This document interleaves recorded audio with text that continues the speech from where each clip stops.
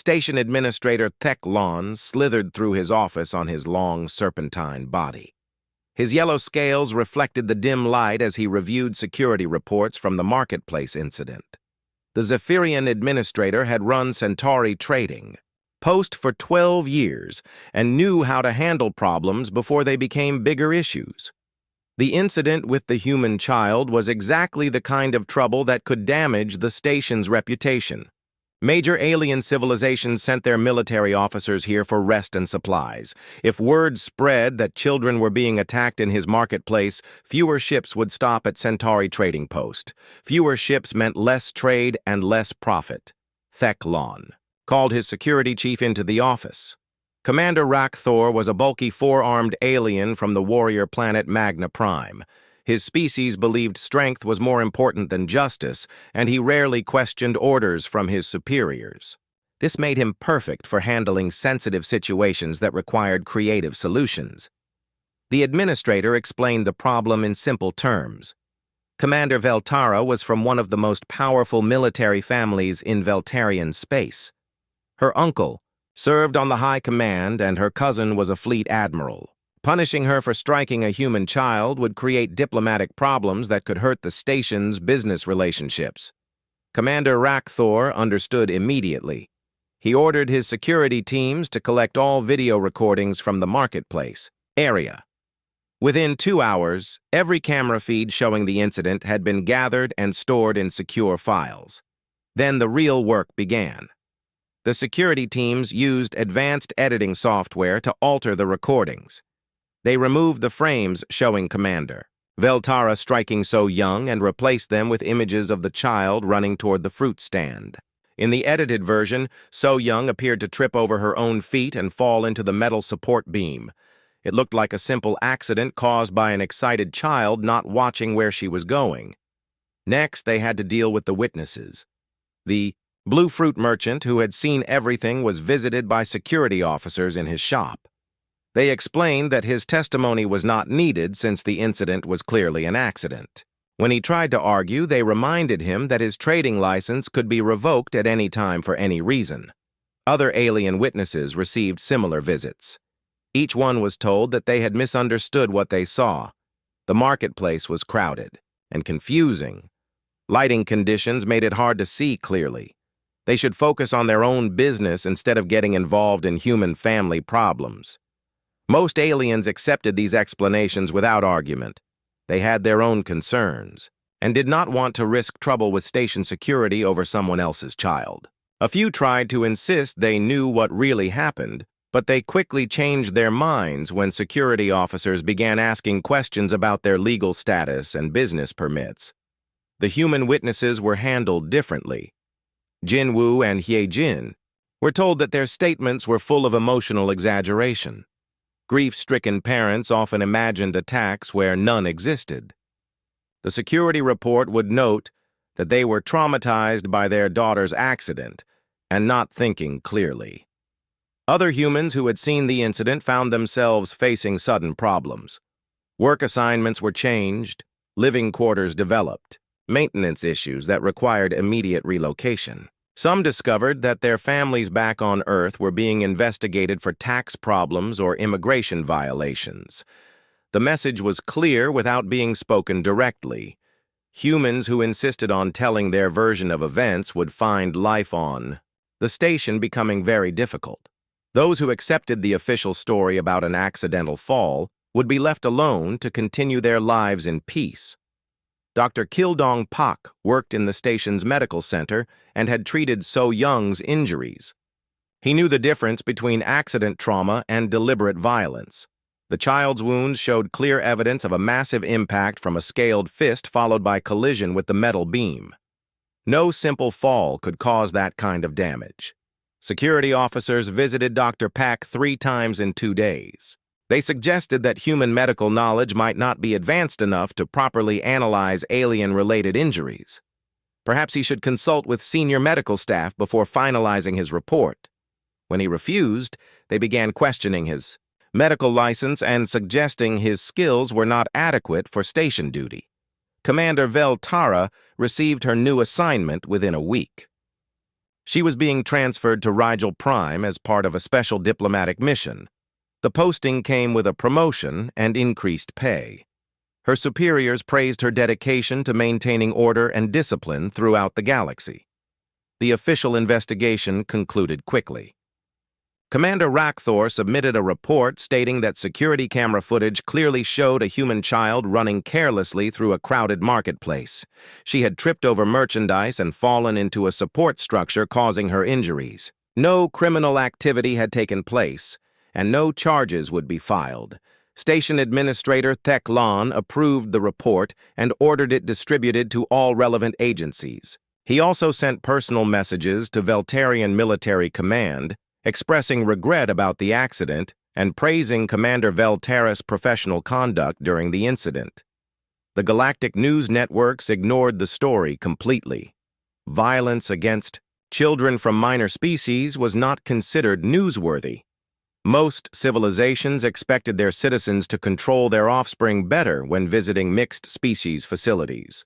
If human parents could not keep their child safe, that was their own responsibility. Jin Woo and Haye Jin sat beside their daughter's bed in the medical center, watching machines keep her alive. So Young had been in a coma for 8 days with no sign of improvement. Her small body was covered in tubes and wires connected to alien equipment that barely understood human physiology. The couple had filed formal complaints with every authority they could find. The station administrator refused to meet with them. The Terran embassy said it was investigating but needed more time. The Galactic Justice Department claimed they had no jurisdiction over internal station security matters. Every door was closed. Every official gave the same response. Their daughter had suffered an unfortunate accident and no one was to blame. The matter was closed, and they should focus on her recovery instead of making trouble with false accusations. But word was spreading through channels the authorities could not control. Human workers throughout the station whispered the true story. During shift changes, maintenance crews shared details while working in empty corridors. Ship crews carried the news to other stations and planets when they left Centauri Trading Post. Captain Dong Hyun Park heard about So Young's attack while loading supplies for his next cargo run. His crew included 3 humans who had relatives working on the station. They told him everything they had learned about Commander Veltaris' brutality and the official cover-up that followed. Captain Park had been hauling freight between human colonies for 15 years.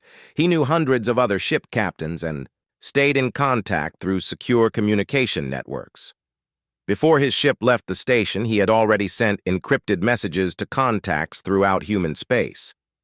The story spread from ship to ship and station to station.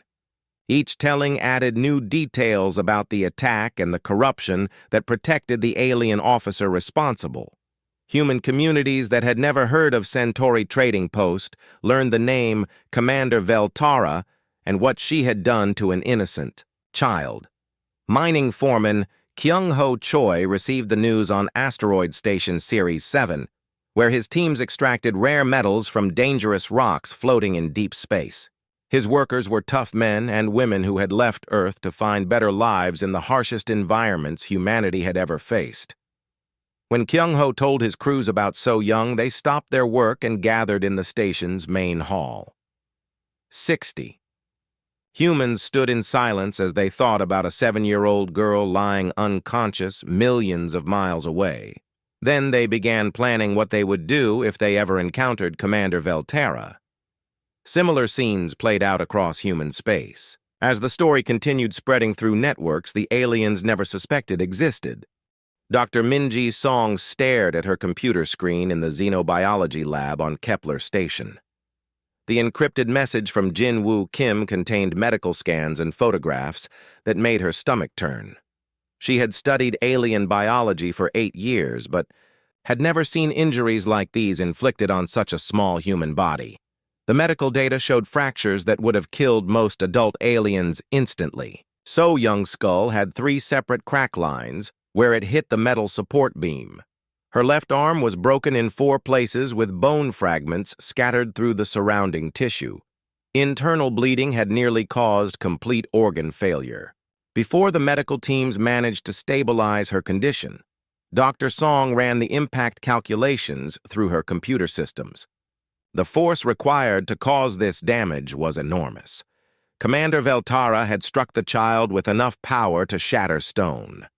The Veltarian officer had used her full strength against a 7-year-old girl who weighed barely 30 kilograms.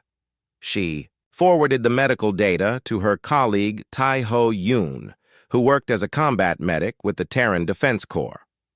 Tai-Ho had treated battlefield injuries for 12 years and understood trauma better than most doctors. His response came back within hours, along with his own detailed analysis.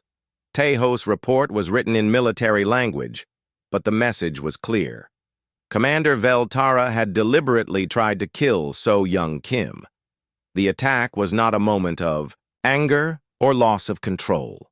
It was calculated violence designed to cause maximum damage to a helpless target. The analysis spread through human medical networks as doctors and researchers shared the information with their contacts. Each medical professional who reviewed the data reached the same conclusion. This was attempted murder disguised as discipline and covered up by corrupt station officials. Captain Sung-Min Lim commanded a merchant vessel that carried trade goods between human colonies and alien worlds. He had been planning a direct route to the Rigel system, but changed his course when he received word about Commander Veltara's new assignment. His ship diverted to 3 different stations to gather intelligence about the Veltarian officer's recent activities. The information Captain Lim collected was disturbing. Commander Veltara had a reputation for violence against civilians from species she considered inferior. Port authorities on multiple stations reported incidents where she had assaulted traders and workers without provocation. Most cases were covered up by diplomatic pressure or military influence. Information broker Yun Young Ko worked from a small office on the independent station New Shanghai.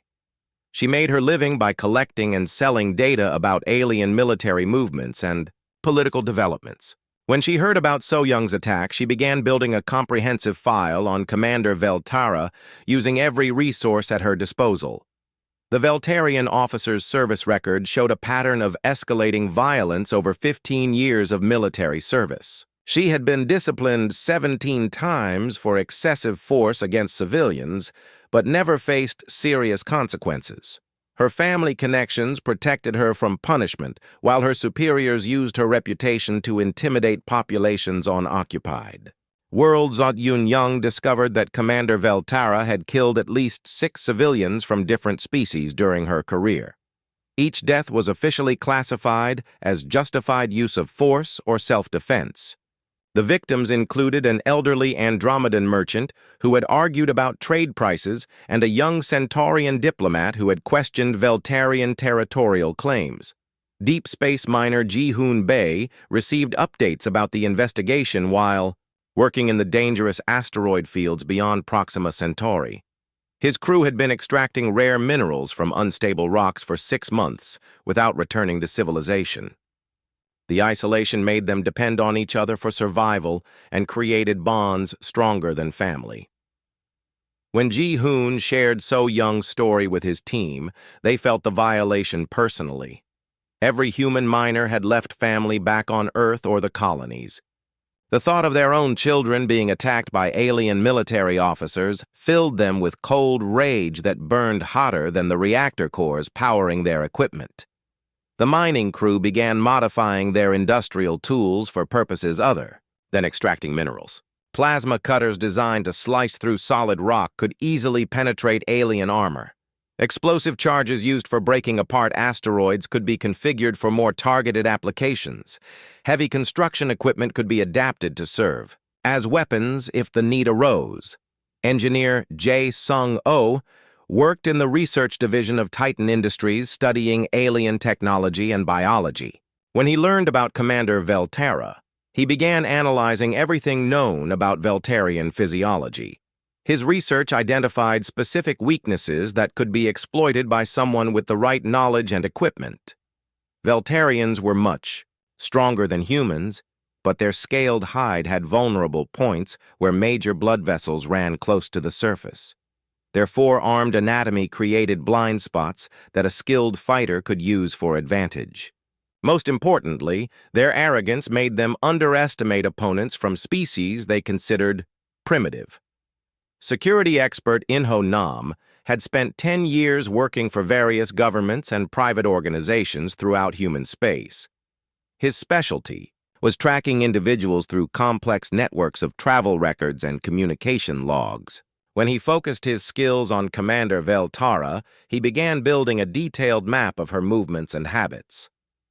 The Veltarian officer followed predictable patterns during her off-duty time.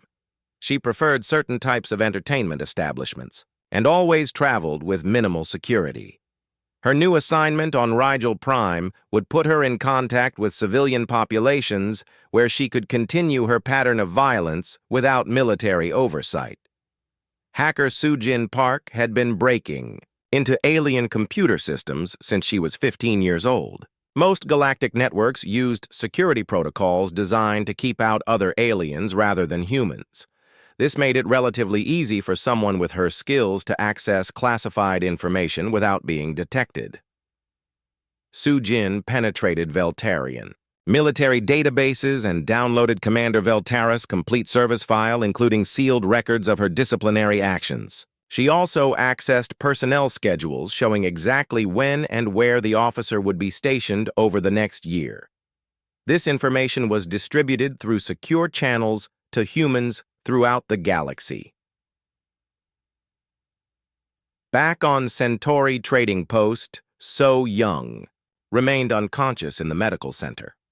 Her parents maintained constant vigil beside her bed while human visitors from across the station paid quiet respects. Each person who saw the small girl connected to life support machines left more determined than when they arrived. The visitors included maintenance workers who had never met the Kim family but felt responsible for protecting all humans on the station. Merchant captains changed their schedules to stop by and offer support. Even humans who normally avoided contact with others made exceptions to show solidarity with grieving parents. Word of these visits spread through alien communities on the station. Many non-humans were confused by the human response to one child's injury. Most species expected parents to handle family problems privately without involving their entire community. The level of emotional connection humans showed to each other was difficult for aliens to understand. Some alien observers began to worry about the implications. If humans cared this much about a single injured child, what would they do if larger numbers were threatened? The same protective instincts that brought visitors to So Young's bedside could easily turn into something much more dangerous if properly motivated. Station Administrator Thecklon received reports about unusual human activity throughout his facility. Work crews were having more private meetings during shift changes. Communication traffic between human quarters had increased significantly. Several families had requested transfers to other stations without giving clear reasons for leaving. The administrator was not particularly intelligent, but he had enough experience to recognize warning signs. Something was building within the human community that could threaten the station's stability. He ordered increased security monitoring of human workers and their communications, but the surveillance teams found nothing obviously suspicious. The humans had learned to be careful about what they said in areas where aliens might be listening. Important conversations happened in maintenance tunnels and storage compartments where security equipment was less sophisticated. Plans were discussed using coded language that sounded like normal work-related discussions to anyone not familiar with human cultural references. Deep in the station's computer networks, Sujin Park left hidden programs that would activate when specific conditions were met. These digital time bombs were designed to disrupt security systems and communication networks at precisely the right moment. She also planted false information that would confuse investigators trying to track human activities. The network of humans throughout the galaxy continued growing stronger as more people learned about So Young's attack and the cover-up that followed. Each new person who heard the story became another node in a web of communication and cooperation that alien authorities could not detect or understand. Commander Veltara completed her transfer to Rigel Prime, believing the incident with the human child was forgotten. She had no idea that thousands of humans across dozens of star systems. Commander Veltara stepped off the transport ship onto Rigel Prime, feeling satisfied with her new assignment. The diplomatic posting was considered a reward for her years of loyal service to the Veltarian Empire. She would be working with representatives from dozens of alien civilizations while enjoying the luxurious lifestyle that came with her elevated rank. The planet served as a neutral meeting ground where different species could conduct business without worrying about territorial disputes or military conflicts.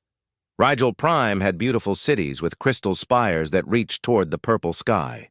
Gardens filled with exotic plants from across the galaxy provided peaceful spaces for important negotiations. Her quarters were located in the diplomatic district where high-ranking officials from major civilizations lived in comfort and security. The building had automated systems that provided every convenience along with guards who ensured the safety of all residents. Commander Veltara believed she was beyond the reach of anyone who might wish her harm. She had struck dozens of inferior beings throughout her career without facing any real consequences. The incident with the human child on Centauri Trading Post was just another example of necessary discipline that maintained proper order. In her mind, humans were violent primitives from a dangerous world who needed constant supervision to prevent them from causing trouble. What Commander Veltara failed to understand was that humans were different from every other species she had encountered. Most aliens accepted hierarchical brutality as part of the natural order of things.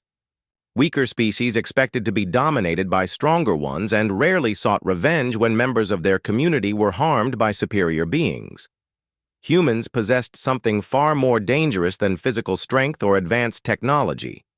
They had the ability to coordinate revenge across vast distances and long periods of time. A human who learned about injustice on the other side of the galaxy would take personal responsibility for addressing that injustice, even if it took years to accomplish. Security expert Inho Nam had been tracking Commander Veltara's movements since she left Centauri Trading Post. His network of contacts throughout the galaxy provided regular updates about her travel schedule and daily activities. He knew she would arrive on Rigel Prime 3 days before her official assignment began. Inho shared this information with other humans who were positioned to take action. His reports included detailed maps of the diplomatic district showing security checkpoints and patrol routes. He also provided schedules for the transport ships that brought supplies and personnel to the planet on a regular basis. Captain Wu Jin Li commanded a freight hauler that carried cargo between the outer colonies and the core worlds. His ship was registered to deliver mining equipment to Rigel Prime, but the real cargo was hidden in secret compartments throughout the vessel. 3 humans with special military training were aboard, along with equipment designed for a very specific mission. The team included combat veteran Soo-Jin Kim, who had served with Terran Special Operations for 8 years before retiring to work as a private security consultant. Her expertise in infiltration and elimination techniques made her perfect for operations that required precision and stealth. Engineer Taemin Yoon had modified standard industrial tools to serve purposes other than their original design. Plasma cutters could slice through any known armor while remaining undetectable to most security scans. Molecular disruptors appeared to be harmless scientific instruments, but could disable electronic systems from a distance.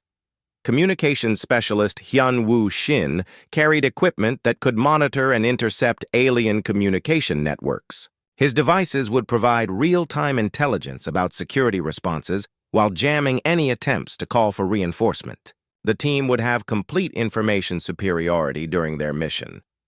Captain Lee's ship arrived at Rigel Prime along with dozens of other cargo vessels, bringing supplies to the diplomatic facilities.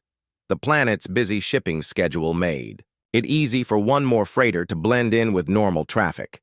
Customs officials conducted routine inspections without discovering the hidden compartments or their contents. The team disembarked wearing standard work uniforms that identified them as technical specialists hired to install new equipment in the diplomatic district. Their forged credentials passed all security checks, while their modified tools were classified as standard industrial hardware. Within hours, they had established a base of operations in an abandoned maintenance facility. Meanwhile, hacker Su Jin Park was penetrating Rigel Prime's computer networks from her location on New Shanghai Station, thousands of light years away.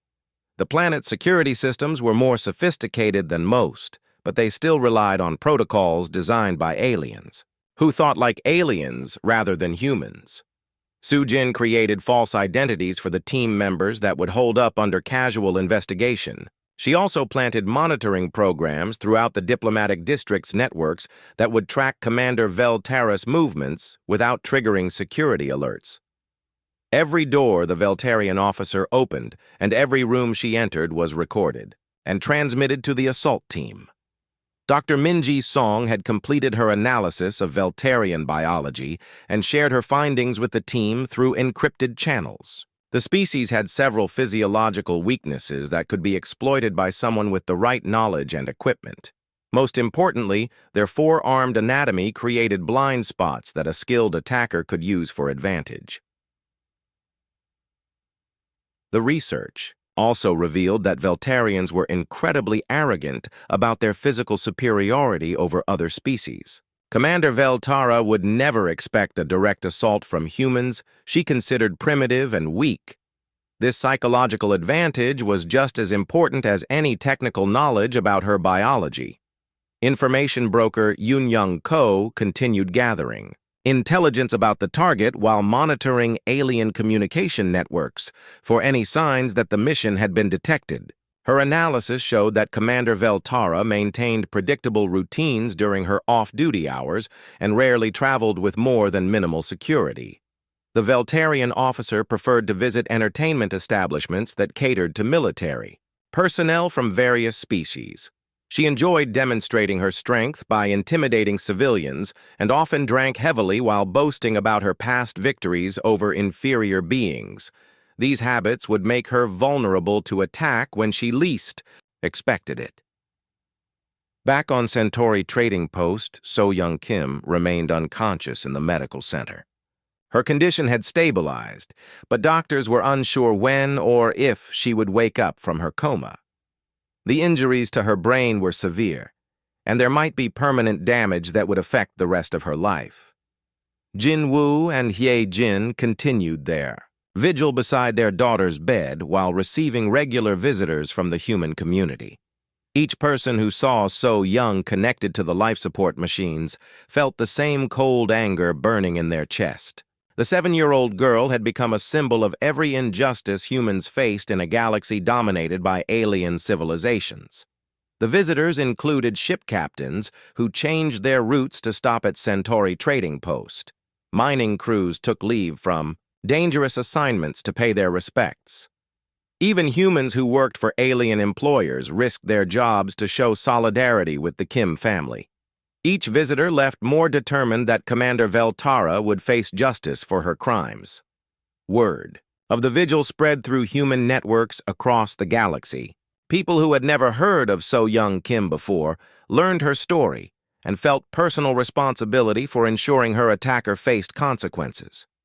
The emotional connection humans felt to each other was something most aliens could not understand or predict. Station Administrator Thek Lon received reports about the continuing human activity around the medical center, but could not identify any specific violations of station regulations. The visitors were peaceful and respectful while following all established procedures.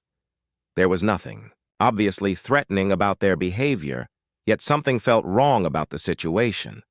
The administrator had dealt with other species that lost members to violence or accidents. Most aliens accepted such losses as unfortunate but inevitable parts of life in a dangerous galaxy. They mourned their dead and moved on without seeking revenge or holding grudges against those responsible for their suffering. Humans were different. They seemed to take personal responsibility for protecting every member of their species, regardless of whether they had ever met before. This level of emotional investment in each other's welfare created unpredictable responses to threats and injustices. It made them dangerous in ways that pure physical strength or advanced technology could not match. Security Chief Rakthor increased monitoring of human communications and activities, but found nothing that violated station security protocols. The humans were being careful about what they said and did while staying within legal boundaries. Yet the security chief could sense something building beneath the surface that threatened to explode into violence. On Rigel Prime, Commander Velterra settled into her new routine, unaware that she was being watched by human eyes from multiple locations. Her daily schedule was recorded and analyzed, while her personal habits were studied for weaknesses. Every movement she made brought her one step closer to a reckoning that had been months in the planning. 6 months had passed since Commander Velterra struck So-Young Kim in the marketplace of Centauri Trading Post. The Veltarian officer had settled into her comfortable life on Rigel Prime, believing the incident was forgotten by everyone except the grieving human parents. She had no idea that thousands of humans across dozens of star systems were planning her destruction with careful precision. Commander Velterra maintained a predictable routine on Rigel Prime that made surveillance easy for the human team watching her every move.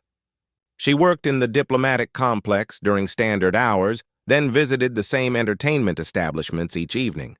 Her arrogance made her careless about personal security, since she believed no inferior species would dare attack a high-ranking Veltarian officer. Combat veteran Soo-Jin Kim had been studying the target's movements for 3 weeks while hiding in the maintenance tunnels beneath the diplomatic district. Her military training allowed her to move through the complex infrastructure without being detected by security systems designed to monitor normal pedestrian traffic. The assault team had identified the perfect location for their operation. Commander Velterra took the same route home from her favorite drinking establishment every night, using a transport tunnel that connected the entertainment district to her residential building. The tunnel was automated and rarely patrolled by security personnel. Engineer Tai-Min Yoon had modified the tunnel's environmental controls to create a temporary malfunction that would stop transport pods at a specific location. The modification was so subtle that maintenance crews would assume it was a normal system glitch rather than deliberate sabotage. This would give the team exactly 7 minutes to complete their mission before automated repair systems restored normal operations. Communications specialist Hyunwoo Shin monitored all security frequencies while jamming any attempts to call for help. His equipment could intercept and redirect emergency signals, while creating false status reports that would prevent security teams from realizing anything was wrong until it was too late to intervene. Hacker Soo-Jin Park had spent weeks mapping every camera and sensor in the diplomatic district while creating blind spots in the surveillance network. She could make entire sections of the facility invisible to security monitoring systems without triggering any alerts about equipment malfunctions or system failures. On the chosen night, Commander Velterra followed her usual pattern. She drank heavily at her preferred establishment while boasting to other alien officers about her strength and past victories. She told the story of disciplining the human child several times while laughing about how weak and pathetic the inferior species had proven to be. The Veltarian officer entered the transport tunnel at exactly the time the human team Hey. The Galactic Council convened for their quarterly session on Sanctum Prime, the galaxy's political heart. Representatives from hundreds of species gathered to discuss trade disputes and territorial agreements. As Council Speaker Mordan called the session to order, the massive chamber doors burst open. A group of human diplomats entered, led by Ambassador Kang Min-Jon, carrying a sealed container that drew curious stares from alien delegates. Without ceremony, Ambassador John approached the central podium and opened the container. Commander. Velterra's preserved head rolled across the polished floor, her dead eyes staring at the shocked assembly. The chamber erupted in chaos as species representatives recoiled in horror. John's voice cut through the noise like a blade. "This is what happens when you strike our children." Security forces moved to arrest the humans, but they offered no resistance. They had delivered their message, and every species in the galaxy had received it. The incident sparked heated debate across civilized space. Some species condemned human savagery, while others quietly reconsidered their treatment of the Deathworld species. What nobody could ignore was the chilling efficiency of human coordination across the galaxy. They had tracked down one individual, among billions, executed her with surgical precision, and delivered her remains to the highest political authority without leaving a single piece of evidence. The message was clear. Humans protected their own, and their reach extended everywhere. In the aftermath, reports of violence against human civilians dropped dramatically across all sectors. The Deathworlders had reminded the galaxy why they had earned their fearsome reputation, and the lesson would not soon be forgotten. Captain Jinwoo Kim held his daughter So Young's small hand as they walked through the massive trading station. The Centauri trading post stretched for miles in every direction with bright lights and strange sounds coming from thousands of shops. Aliens from across the galaxy sold their goods here. Some looked like giant insects, while others resembled walking trees or floating jellyfish. So Young pressed close to her father's leg when a creature with too many eyes stared at her. The 7-year-old girl had never seen so many different beings in one place. Her dark eyes grew wide as she watched a merchant with purple tentacles arrange glowing fruits in perfect rows. Another shopkeeper who looked like a walking crystal sold jewelry that sparkled with inner light. The smells were overwhelming. Some booths gave off sweet scents like flowers, while others reeked of chemicals that made her nose wrinkle. Jinwoo smiled down at his daughter. He worked as an engineer on the station, and this was So Young's first visit to the main marketplace. His wife Hye Jin walked beside them, carrying a small bag of supplies they needed for their quarters. She pointed out different alien species to So Young and explained where they came from in simple words the child could understand. The Kim family had been living on Centauri Trading Post for 6 months now. Jinwoo had taken the engineering job to give his family a better life among the stars.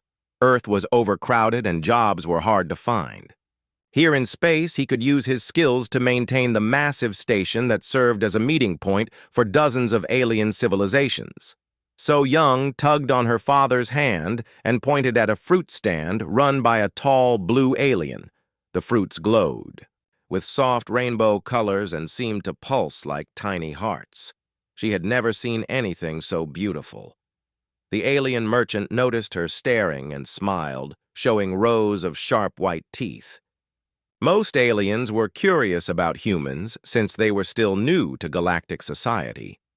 The family approached the fruit stand slowly. So Young reached out her small hand toward one of the glowing fruits. She wanted to touch it to see if it felt warm, like it looked. The blue alien merchant nodded encouragingly and gestured that it was okay for the human child to explore. Suddenly, a massive shadow fell over them. Commander Veltara of the Veltarian Imperial Guard stepped forward. She stood, nearly 8 feet tall, with dark blue scales covering her muscular body. Her yellow eyes glowed with anger as she stared down at the small human family. 4 arms crossed over her chest as she examined them like insects. Commander Veltara had been patrolling the station looking for trouble. She believed humans were an inferior species that had been allowed into galactic society too quickly. In her opinion, they were nothing more than violent animals from a dangerous death world who should be kept away from civilized beings. So Young was still reaching toward the beautiful glowing fruit when Commander Veltara moved with lightning speed. Her massive scaled hand struck the child's arm with tremendous force. The impact sent So Young flying backward through the air. Her small body crashed into a metal support beam with a sickening sound. She crumpled to the floor like a broken doll. blood immediately began flowing from a deep cut on So-Young's head where it had hit the metal beam. Her arm hung at an impossible angle, showing it was broken in multiple places. The 7-year-old girl lay unconscious on the cold station floor while her blood slowly spread in a growing pool. The entire marketplace fell silent. Hundreds of alien beings stopped what they were doing to stare at the scene. Many had never seen violence against a child before. Even species that were naturally aggressive found the sight disturbing. The glowing fruits continued pulsing with rainbow light as if nothing had happened. Jin-Woo dropped to his knees beside his daughter. His hands shook as he checked for signs of life. So-Young's breathing was shallow and her pulse was weak, but she was still alive. He gently touched her face and whispered her name, but she did not respond. Her small body looked even smaller, lying motionless on the station floor. Hee-Jin screamed for medical help. Her voice echoed through the massive marketplace, bringing station security running toward them. She knelt beside her husband and daughter with tears streaming down her face. This was supposed to be a simple shopping trip to buy food and supplies. Now her baby girl might be dying because of one alien's hatred. Commander Veltara showed no emotion as she watched the human parents panic over their injured child. In her mind, she had simply prevented an inferior being from contaminating superior, alien goods. She believed her actions were completely justified and expected to be praised for maintaining proper order. Station security arrived within minutes, but they moved slowly and carefully. Most of the security officers were not human, and they had received orders to avoid conflicts with high-ranking military personnel from major alien civilizations. Commander Veltara outranked everyone on the station except the administrator himself. The blue fruit merchant who had been kind to So-Young tried to explain what happened. He gestured frantically and spoke in his native language while pointing at the unconscious child. Several other alien witnesses also tried to give statements, but the security officers seemed more interested in moving everyone away from the scene. Jin-Woo carefully lifted his daughter in his arms. Her head rolled back, showing the severity of her injuries. He had been a soldier before becoming an engineer, and he knew serious trauma when he saw it. So-Young needed immediate medical attention, or she would die within the hour. Commander Veltara finally spoke to the security officers. Her voice was cold and mechanical as she explained that she had been forced to discipline a primitive child who was attempting to steal valuable goods. She claimed the humans were trying to cause trouble and should be removed from the station immediately. The security chief looked uncomfortable but nodded respectfully to the Veltarian commander. He ordered his officers to escort the Kim family to the medical center while he took statements from witnesses. Everyone knew this was just a formality. Commander Veltara was too powerful to face any real consequences for her actions. As Jin-Woo carried his bleeding daughter through the station corridors, his mind began working like the trained soldier he used to be. He memorized every detail of what had happened: the exact time, the lighting conditions, the position of witnesses, the sound So-Young's body made when it hit the metal beam. Other humans working on the station watched the family pass by. Word was already spreading through the human community about what Commander Veltara had done. Engineers stopped their work. Maintenance crews put down their tools. Merchants closed their shops. All of them felt the same cold anger building inside their chests. So-Young remained unconscious as medical teams worked to save her life. Her parents sat in the waiting area holding each other while alien doctors used equipment designed for species much larger and stronger than humans. Outside the medical center, other humans began gathering in small groups. They spoke in quiet voices, but their eyes burned with fury. Commander Veltara returned to her duties, believing the incident was over and forgotten. She had no idea that she had just made the biggest mistake of her life.